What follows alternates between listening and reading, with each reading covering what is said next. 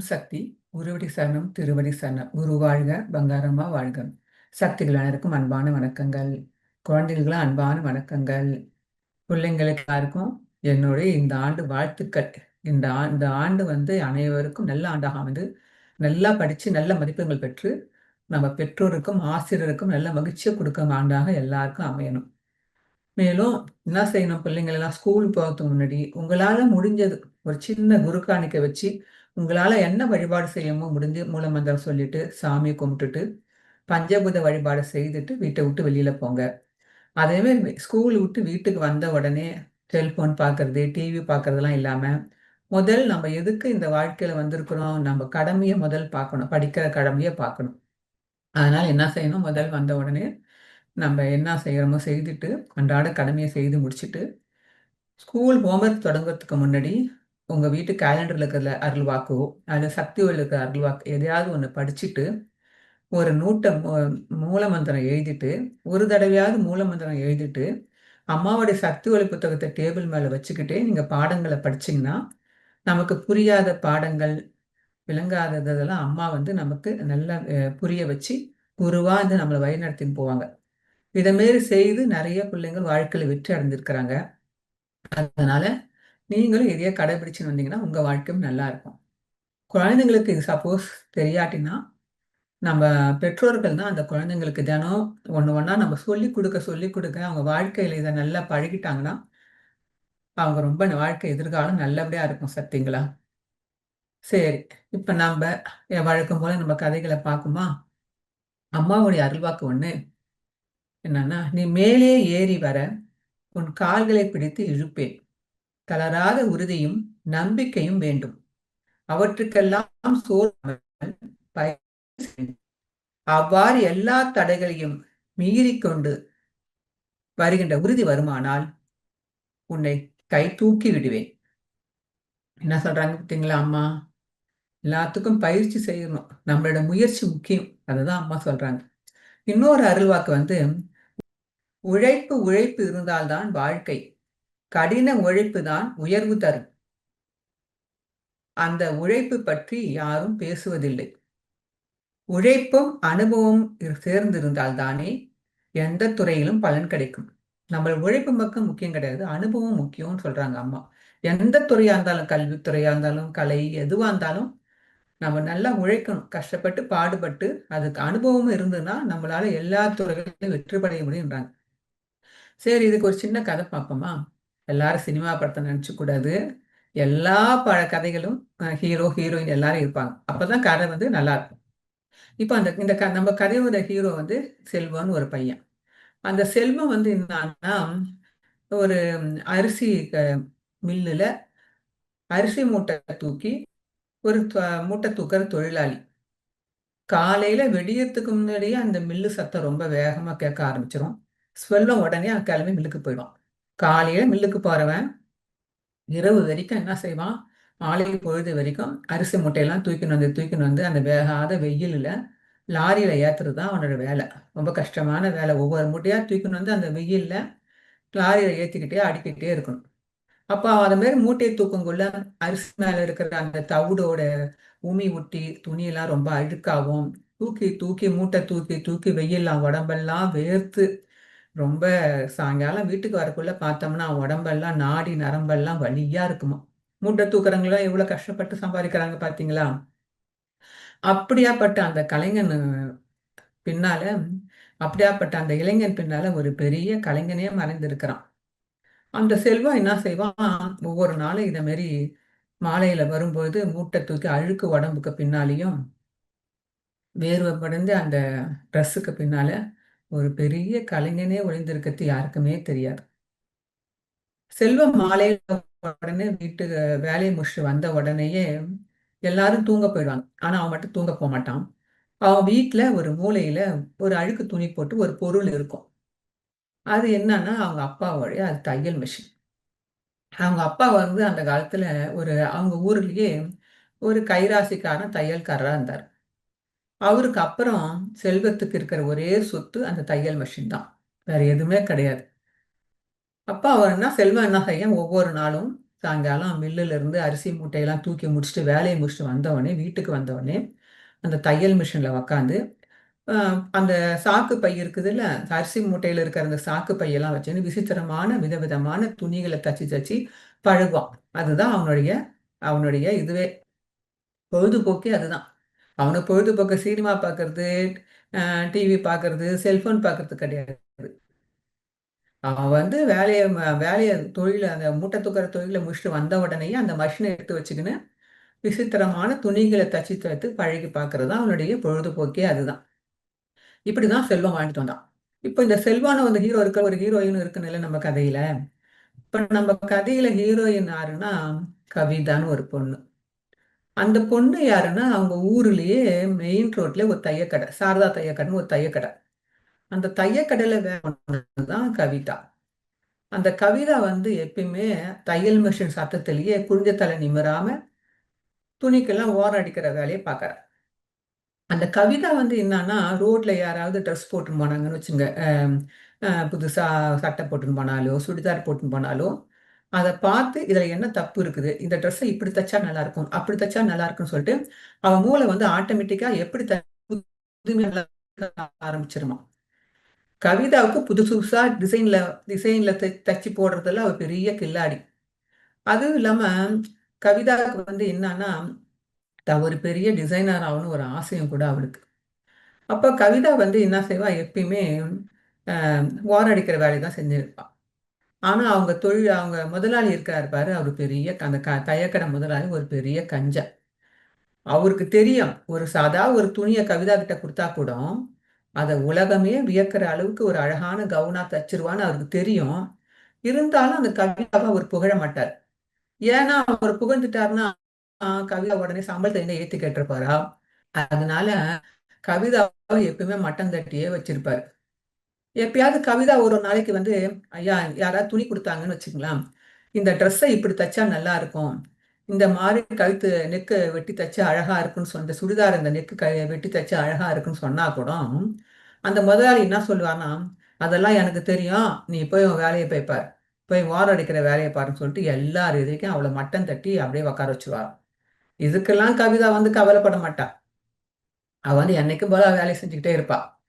அவ அந்த கவிதா கிட்ட வந்து ஒரு நோட்டு ஒண்ணு எப்பயுமே அவர் பையில ஒரு நோட்டு வச்சிருப்பாராம். அந்த நோட்டு என்னன்னா, அந்த தையக்கடையில வெட்டி வெட்டி குட்டி குட்டியா துணி போடுறாங்கல்ல, அந்த துணியெல்லாம் எடுத்து கலெக்ஷன் பண்ணி வச்சு அதெல்லாம் ஜாயின் பண்ணி விதவிதமா ஒரு ஃபேஷனா அழகா புது மாடல்ல என்ன ட்ரெஸ் தைக்கலாம்னு சொல்லிட்டு எல்லாத்தையும் வரைஞ்சி வரைஞ்சி ஒரு நூத்துக்கணக்கில் டிசைன் மாடல் வரைஞ்சி வரைஞ்சி நோட் பண்ணி வச்சிருப்பாளாம். அவளுக்கு இது ஒரு பழக்கம். கவிதாவுக்கு ஒரு ஆசை என்னன்னா, அவ கையாலே ஒரு அழகான ஒரு ட்ரெஸ் தச்சு டிசைன் புது மாடல் டிசைன் தச்சு அந்த ஃபேஷனா ஒரு ட்ரெஸ் தச்சு அதை இந்த உலகமே திரும்பி பார்க்குற அளவுக்கு ஒன்று தச்சு பார்க்கணும்னு அவளுக்கு ஒரு ஆசை. ஆனா அவ எங்க வேலை செய்யறா, சாதா ஓரம் அடிக்கிற கடையில வேலை செய்யறா. இதெல்லாம் நடக்குமா? கதையில பின்னால பார்த்தா தான் தெரியும். அப்ப ஒரு நாள் என்ன செய்ய, இவளோட ஆசை இது. ஒரு நாள் கவிதா என்ன பண்றா, அந்த முதலாளி வந்து அனுப்பிச்சு வைக்கிறார். எதுக்குங்க அனுப்புறாருன்னா அந்த அரிசி மில்லுக்கு, செல்வம் வேலை செய்யற மில்லுக்கு வரா. ஏன் வராருன்னா அந்த அவங்க முதலாளி தையக்கடை முதலாளி சொன்னாரு, அதாவது அந்த அரிசி மண்டியில அரிசி மில்லுல போயிட்டு அங்க தேவையில்லாத சாக்கு பை, தேவையில்லாத சாக்கு துணிலாம் இருக்கும், அதெல்லாம் கொண்டு வந்தா மஷின் துடைக்கிறதுக்கும் தேவையில்லாத பழைய துணிங்கெல்லாம் போட்டு வைக்கிறதுக்கு ஒரு சாக்கு மூட்டை தேவைப்படுது. அதனால நீ போய் அந்த அரிசி மில்லுல போய் எடுத்துட்டு வான்னு சொல்லிட்டு கவிதை அனுப்பி வைப்பார். கவிதாவும் முதலாளி அனுப்பிச்ச உடனே அந்த மில்லுக்கு வருவா. அந்த மில்லுக்கு வந்தோடனே அவ முதல் அப்பதான் செல்வத்தையே பார்க்கறா.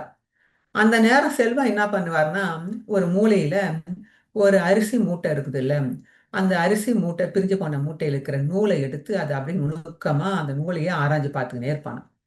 இதை பார்த்த கவிதா கேட்பாராம், என்னங்கய்யா இது, இந்த நூலை வந்து இப்படி அரிசி மூட்டையை போய் பிஞ்சு போன அரிசி மூட்டை இப்படி ஆராய்ஞ்சு பார்த்துன்னு இருக்கிறீங்க, அதுல என்ன இருக்குது இந்த மூட்டையை பிஞ்சு போன மூட்டை இப்படி பார்த்துன்னு இருக்கிறீங்கன்னு கேட்பாராம். அப்ப செல்வம் சொல்வானா, இந்த நூலை பார்த்தீங்கன்னா இதெல்லாம் எவ்வளவு தரமான நூலா இருக்கு, இதை தனித்தனியா பிரிச்சு எடுத்து நெய்தோம்னா ஒரு குவாலிட்டியான நல்ல தரமான ஒரு ஒரு கோட்டு தைக்கலாம், இன்னும் தரமான ஒரு கோட்டு தைக்கலாம்னு சொல்லுவாராம். உடனே கவிதா சிரிச்சுக்கிட்டே, இதுவே மத்தவங்களா இருந்தா என்ன நினைப்பாங்க, இவனா பைத்தியக்காரனா இருப்பானா, ஒரு அழுக்கு சாக்கு துணியில போய் கோட்டு தைப்பாங்கன்னு நினைப்பாங்க. ஆனா அவ தான் வந்து டிசைனர் ஆச்சே. உடனே அவ மனசுல உடனே சிரிச்சுக்கிட்டே அவ சொல்லாராம், நீங்க நீங்க சொல்றது உண்மையாலுமே கரெக்டு, சரியானதுதான், நீங்க கரெக்டா சரியா சொல்றீங்க. உண்மையாலுமே இதுக்கு வந்து ஆனா ஒரு கிராஸ் ஸ்டிச்சிங் போட்டு தச்சீங்கன்னா, நேரா ஸ்டிச்சிங் போடாம கிராஸ் ஸ்டிச்சிங் போட்டீங்கன்னா இன்னும் ரொம்ப அழகா இருக்கும் உங்க கோட்டுன்னு சொல்லுவாங்க. இதை கேட்ட செல்வத்துக்கு உடனே திடுக்கிட்டு, உங்களுக்கு வந்து தையல் நுணுக்கம்லாம் தெரியுமான்னு கேட்பானா. அப்பதான் கவிதா சொல்லுவாளாம், தன்னுடைய வாழ்க்கை இது வரைக்கும் யாருக்கிட்டுமே சொல்லாம அவங்ககிட்ட சொல்லுவாராம். தனக்கு வந்து தான் தையல் கடையில வந்து திறமை இருந்தும் தனக்கு முதலாளி வந்து வெறும் ஓரம் அடிக்கிற வேலையை மட்டும்தான் கொடுக்கறாரு. திறமை இருந்தும் நான் ஓரம் அடிக்கிற வேலையை கொடுக்குறேன்னு சொல்லிட்டு அவர் கஷ்டப்பட்டு சொல்றத கேட்ட உடனே செல்வத்துக்கு அப்பதான் அவங்களோட அப்பாவோட தையல் மிஷின் ஞாபகம் வருமா. அப்ப அதுல இருந்தா இவங்க ரெண்டு பேரையும் பழக்கம் அப்பதான் ஆரம்பிக்குது ரெண்டு பேருக்கும். அப்போ செல்வம் வந்து ஒரு நாள் செல்வம் கவிதாவும் பார்க்க ரோட்ல போகும்போது பாக்குறாங்க.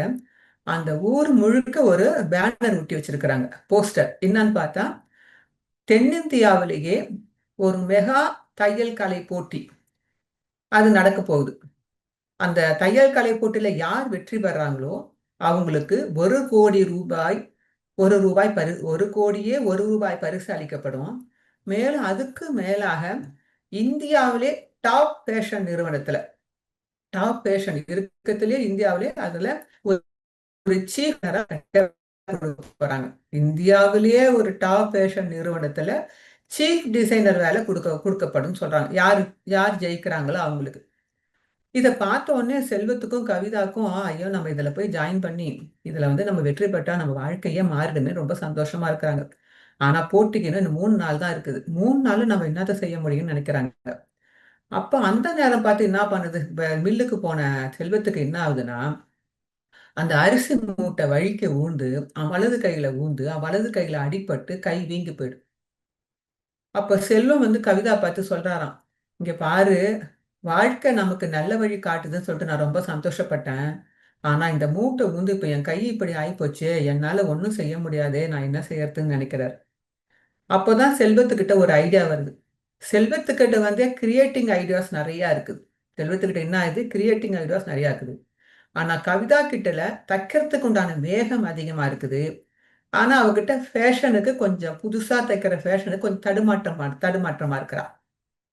அப்பதான் செல்வம் சொல்றாரு, ஏன் கவிதா நம்ம 2 பேரும் சேர்ந்து இந்த போட்டியில கலந்துக்கிட்டா என்ன சொல்லி சொல்றாரு.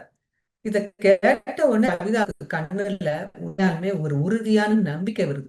அம்மா சொல்லிட்டு பாருங்க, உறுதியான நம்பிக்கை உனக்கு இருந்ததுன்னா நான் கை தூக்கி விடுவேன்னு சொல்லிட்டு பாருங்க. இந்த 2 பேரும் சேர்ந்து செய்யலாம்னு சொன்னோடனே அவளுக்கு ஒரு உறுதியான நம்பிக்கை வரும். சரி, அப்ப நம்ம 2 பேரும் சேர்ந்து இந்த போட்டியில கலந்துக்கலான்றாங்க. ஆனா போட்டியில கலந்துக்க போறதுக்கு உண்டான பாதையை பார்த்தீங்கன்னா அவங்களுக்கு கடினமான பாதையா இருக்குது. ஏன்னா போட்டியில கலந்துக்கிறது இன்னும் 3 நாள் தான் இருக்குது. ஒண்ணு இவன் கை போயிடுச்சு. ரெண்டாவது அதுக்கு பணம் வேணும், துணி வாங்கணும், நல்ல நல்ல பட்டு துணியெல்லாம் வாங்கணும், போட்டியில டிசைன் தைக்கிறதுக்கு மஷின் வேணும், இடம் வேணும். இதெல்லாம் எங்க பண்றது? இந்த பாதை இன்னும் கடினமான பாதையா இருக்குது. இருந்தாலும் மனம் தளராம செல்வம் சொல்றாராம், நான் வந்து என் மில்லுல இருக்கிற சாக்கு துணி எடுத்துன்னு வந்து தரேன் சொல்றார். கவிதா உடனே எங்க தையக்கடையில வெட்டி போற வேஸ்ட் துண்டு துணி இருக்குது இல்ல, அதை நான் கொண்டு வரேன்னு சொல்றாங்க. அவங்ககிட்ட பட்டு துணியெல்லாம் வாங்குறதுக்கு காசு கிடையாது, மஷின் வாங்குறதுக்கு காசு கிடையாது. மஷின் இருக்குது, அதையே நம்ம எடுத்துக்குவோம். அதே மாதிரி என்னுடைய குடிசை வீடு இருக்குது, அதுவே நம்ம ஃபேஷன் ஸ்டூடியோவா மாத்திடுவோம்னு சொல்லிட்டு அப்புறம் அவங்க அப்பாவோட தையல் மிஷினை எடுத்துக்கிட்டு செல்வம் வந்து அவங்க மில்லுல இருந்து அழுக்கு சாக்கு மூட்டை துணியை எடுத்துன்னு வந்துடுறான். இவ வந்து தையக்கடையில வெட்டி போட்ட தேவையில்லாத அந்த துண்டு துணியை தூக்கின்னு வராங்க. இவங்க 2 பேரும் தைக்க ஆரம்பிக்கிறாங்க. செல்வம் வந்து ஒரு டிசைனர் ஒண்ணு சொல்லக்குள்ளேயே கவிதா உடனே என்ன பண்ணுவா, டக்கு மின்னல் வேகத்துல கட கட கடன் துணி தச்சிருவா. அவ்வளவு வேகமா தச்சு குத்துருவா, மாடல் காட்டிடுவா. இப்படி ஒரு ஒரு நேரத்துல அவங்க தைக்கக்குள்ள அவங்க கையில ஊசி குத்தி ரத்தம் கூட வர ஆரம்பிக்குமா. அதெல்லாம் அவங்க பொருட்படுத்த மாட்டாங்க. இந்த போட்டி வந்து நம்ம வாழ்க்கையே மாற்றி தைக்கக்கூடிய போட்டி, அதனால அதெல்லாம் பெருசுப்படுத்தாம தச்சுக்கிட்டே வருவாங்க.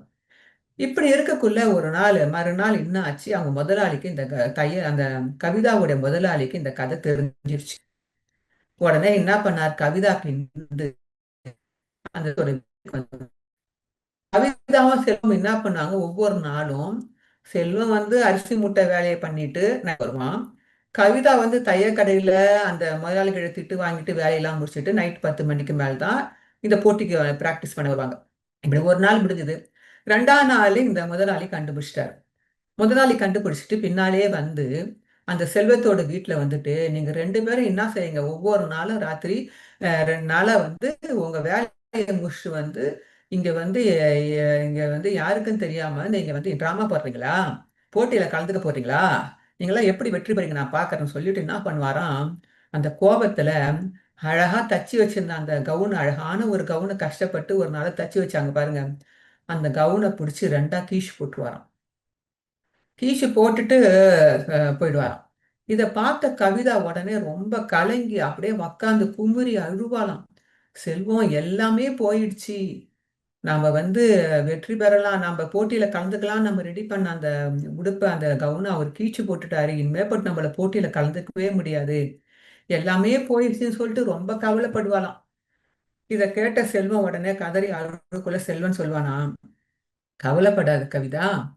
வாழ்க்கை வந்து வாழ்க்கை வந்து நம்மகிட்ட எதையாவது பறிக்கும் போதுதான் இன்னும் சிறப்பான ஒண்ண கொடுக்க போகுதுன்னு அர்த்தம்." என்னது? வாழ்க்கை நம்மகிட்ட ஏதாவது பறிக்கும் போதுதான் இன்னும் சிறப்பா ஒண்ணு கொடுக்க போகுதுன்னு அர்த்தம். அதனால கிழிஞ்ச துணியெல்லாம் எடுன்னு சொல்லிட்டு அந்த கிழிஞ்ச துணியெல்லாம் எடுத்து அதை புது மாடல் தச்சு, அதுக்கு பேரு தான் பேட்ச் ஒர்க் மாடல். அந்த பேட்ச் ஒர்க் மெத்தட்ல துணி தைக்கலாம்னு சொல்லிட்டு பேட்ச் ஒர்க் மெத்தட்ல கிழிஞ்சதெல்லாம் எடுத்து ஜாயின் பண்ணி புது மாடல் டிசைன் ஆக்கி ஒரு கவுன் தச்சிருவாங்க. பெரிய அழகான ஒரு கவுனை தச்சிருவாங்க. அதை பார்த்தோம்னா அந்த ட்ரெஸ்ஸை பார்த்தீங்கன்னா, போன வாட்டி தச்ச ட்ரெஸ்ஸோட இந்த ட்ரெஸ் இன்னும் ரொம்ப அழகா இருக்குது. அப்ப ரொம்ப ஆச்சரியமாயி போச்சு அவங்களுக்கு. அதோட இது வந்து இன்னும் ரொம்ப நல்லா வந்துக்குது பாருன்னு சொல்லிட்டு சந்தோஷப்பட்டுக்கிட்டு, சரி போட்டியில போய் கலந்துக்கலாம்னு சொல்லிட்டு போட்டிக்கு போவாங்க. போட்டிக்கு அங்க போனாங்கன்னா, இவங்களுக்கு போட்டியில போறதுக்கு இவங்களுக்கு எல்லாம் நல்ல ட்ரெஸ்ஸா வச்சுக்கிறாங்க. கோட் ஷூட்டா வச்சுக்கிறாங்க. இவங்க பட்டு புடவைய வச்சுக்கிறாங்க. இல்லையே, இவங்களே ஏழைகள். அந்த போட்டியில போய் கலந்துக்க போவாங்க. போட்டியில கலந்துக்க போனா, அந்த இடத்துல பார்த்தா எல்லாரும் கோட் ஷூட் போட்டுக்குன்னு பயங்கரமா மிடுக்கா விசா மாரி எல்லாரும் பயங்கர பணக்காரங்க மாரி எல்லாரும் அங்க வந்திருப்பாங்க. இவங்க 2 பேரையும் அங்க பார்த்த உடனே எல்லாரும் ஏளனமா சிரிப்பாங்களாம். அவங்கவங்க பட்டு துணியிலும் பெரிய பெரிய காஸ்ட்லி துணிகளையும் ட்ரெஸ் தச்சு கொண்டு வந்து மாடல் காட்டியிருப்பாங்க. இவங்ககிட்ட தான் அதெல்லாம் காசு இல்லையே. இவங்க பார்த்துட்டு எல்லாரும் என்ன சொல்லுவாங்க, என்ன சாக்கு துணியில போயி சாக்கு துணியில போயி, அரிசி சாக்கு துணியில போயி அ துணி தச்சு எடுத்தாந்துக்கிறீங்க, பிட்டு துணியில தச்சு எடுத்தாந்துக்கிறீங்கன்னு சொல்லிட்டு ரொம்ப ஏளனமா, அலட்சியமா சிரிப்பாங்களாம். இத கேட்டு கவிதாவும், செல்வம் அப்படியே கம்முன்னு இருப்பாங்களாம். அப்ப அந்த நேரம் பக்கத்துல நடுவர், அந்த போட்டியோட நடுவர் வரார்ல, அவர் எல்லா துணியும் தச்சதெல்லாம் பார்த்துக்கிட்டே வருவாராம். பார்த்துட்டே வந்தோனே செல்வம் கவிதாவுடைய துணிய பார்த்த உடனே, அந்த நடுவருக்கு வந்து ரொம்ப ஆச்சரியமாயிடுமா. கண்ண மேல தூக்கி பார்ப்பாராம். பார்த்துட்டு, "அ நான் இதுவரைக்கும் வாழ்க்கையில எவ்வளவோ போட்டியில பார்த்துருக்கிறேன். ஆனா இத மேரி ஒரு தரமான, ஒரு குவாலிட்டியான ஒரு துணிய நான் பார்த்ததே கிடையாது. அருமையான துணியில மாடல்ல செஞ்சிருக்கிறாங்க.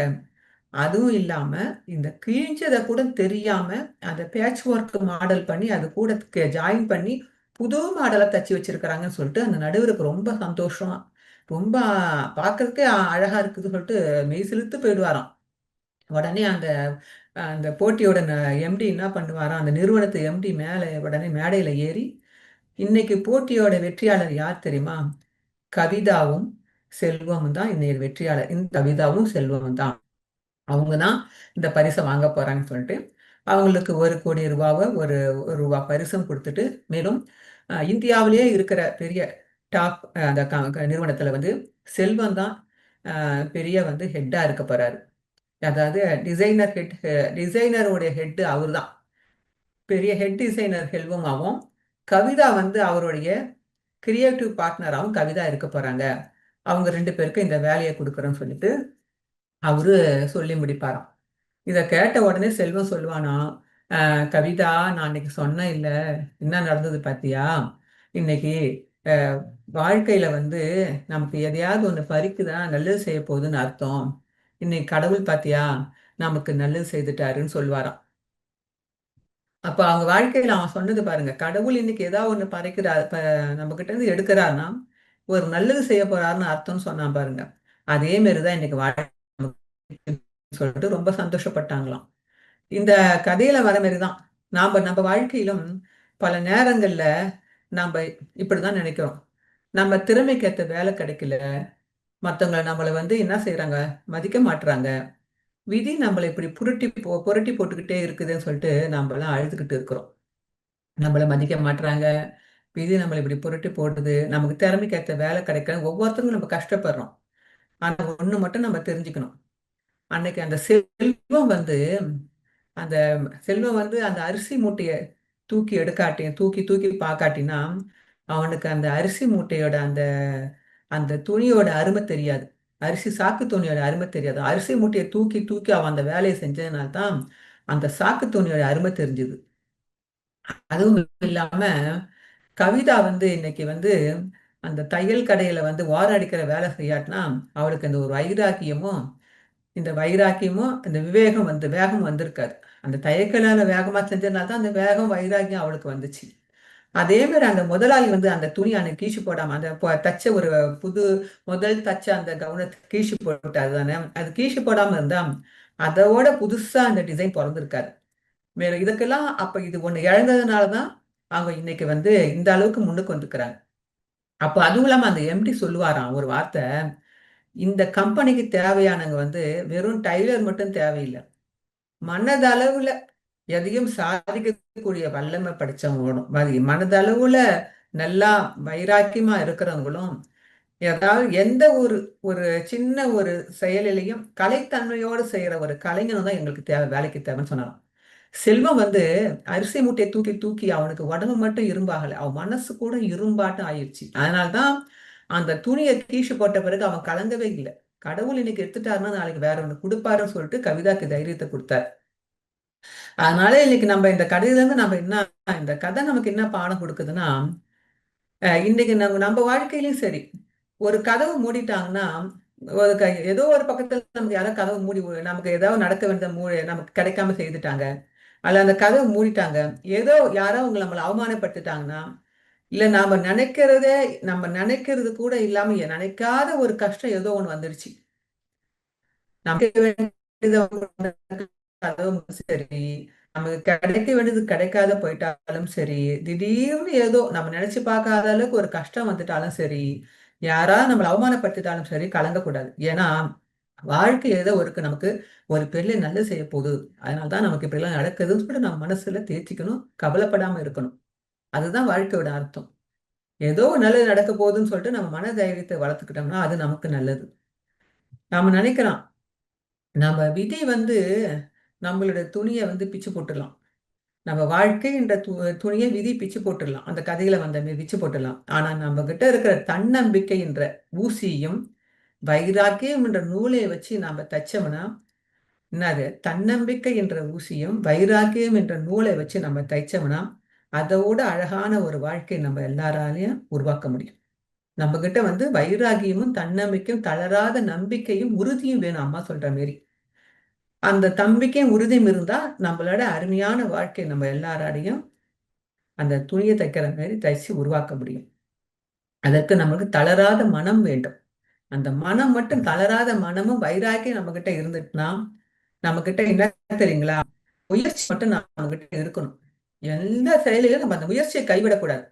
அந்த கவிதா நான் எப்படி முடிப்பேன்னு கலங்கிட்டா. ஆனா செல்வம் முயற்சிய திருச்சி திருப்பி தச்சு, அத வேற ஒரு ஒர்க்கா மாத்தி, நல்ல அழகான ஒரு கவுனா மாத்தி குடுத்தாரு.